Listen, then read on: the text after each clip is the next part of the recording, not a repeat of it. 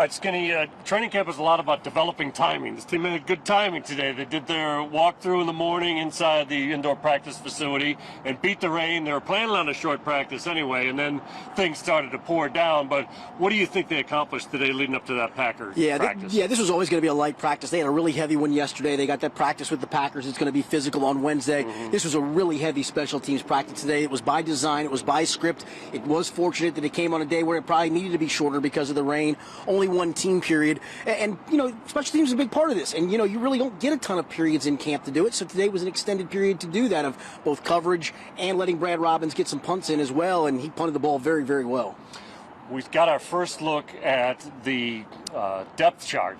And how do you think that's going to play out? Do you think that means for sure that Trevor Siemian starts against the Packers Friday, or what's this week going to lay out like? No, I think that depth chart is really mostly about experience, about injuries, because Joe Burrow's at the back end of the quarterback depth chart at the moment. Lyle Collins is at the back end of the tackle depth chart. We all looked at it with kind of glee a little bit, because it is kind of funny to look at and go, okay, that guy's really there. I don't think Kwame Lassiter is technically a number 2 wide receiver where he's at, but he's there as a number 2 wide receiver. No offense to him. So I think I take that first depth chart with a grain of salt. But it is interesting. We'll have to ask Zach on Wednesday what his plan is for those quarterbacks, because I think it is going to be interesting to see, does a guy get a full half and maybe get a chance to start the second half with those adjustments? Does the other guy then get that same opportunity the following week? Because Burrow's certainly going to miss at least the first 2 preseason games and likely all 3. So it'll be interesting to hear what that plan is when we talk to Zach on Wednesday. In your analysis from watching practice, does it seem like that at least is somewhat of a verification that Siemian has looked a little better? I will give him this. When he's played with the ones, I think he's looked like a backup quarterback. He really struggled with the 2s. But at the same time, Jake Browning, when he had his opportunity with the ones, I thought really did a nice job. It'll be great to see when we play games what that looks like. Be interesting to see who trots out there on Wednesday with the ones when they go 1s versus 1s against the Packers. Does that mean that guy starts Friday, or is that a guy who's getting his opportunity here? The other guy gets the opportunity on Friday. So I think there's still a lot of toss-up in the air with both those guys. You mentioned that the depth chart did kind of play to injuries, but we did see Drew Chrisman, and I know you talked to him in the locker room. He is right now listed as the number 1 punter. Yeah, he's the incumbent, so I think some of that is the incumbent gets it. You saw a lot of the rookies were pushed to the back end. Miles Murphy's listed as the 3rd-team defensive end, for goodness sakes. That's not going to be the case when the season starts. But I did talk to Drew. He said he's feeling better. He got a chance to punt on the rehab field before practice today. He's hoping to get out there. Probably won't be Wednesday, so I'm going to guess with the game Friday, we'll see him maybe Sunday or Monday when they return to practice next week. A chance to get back into the competition with Brad Robbins. But the way Robbins punted today, it's going to be a tough one to climb for Drew at this stage of the game. But listen, he's done it before.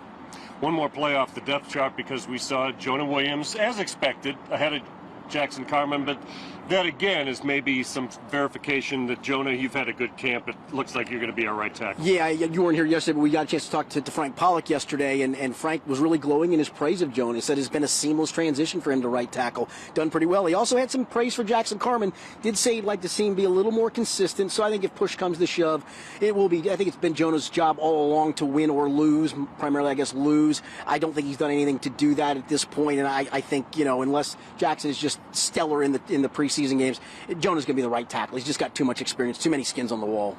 Get an off day tomorrow, and then the Packers come in. What should we look for in that first time against another team? You're not just going against yourself. Yeah, I think that's the big part is, you kind of don't know what they're doing. The Bengals had an unscripted portion of practice themselves a few days ago where they don't know either side what they're going to do, and so you kind of get a chance to gauge. This is a chance to go against some other people, to see some different pass rushers. You don't know their moves for these tackles, to see some blitz pickups in real live speed, and to see how physical it gets. 2 days last year was 1 day too many because of the fights. Nick Scott actually talked about that. He was a member of the Rams last year, part of the other team, fighting against the Bengals. I don't think we'll see that, but it will get chippy just because it's going to be hot in all likelihood. It is a different team you're going up against. It is different players you're going up against. So you'll probably have a chippier moment or two, but I think with just the 1 day, and I'm going to guess both teams have been warned, be on your best behavior to some degree, you probably won't see what we saw last year. Last year was insane. Well, those coaches are good friends, and so are these coaches. Yeah, that's a good point. Didn't seem to matter. They still took after each other.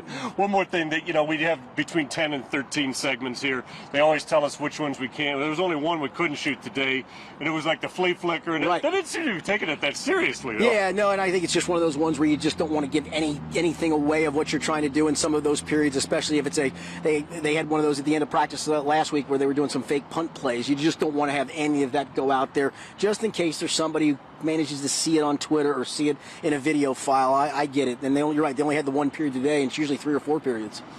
Well, that's what we can look forward to. Wednesday, we are going to see how they do against the Packers. We'll be back for that. They are off on Tuesday.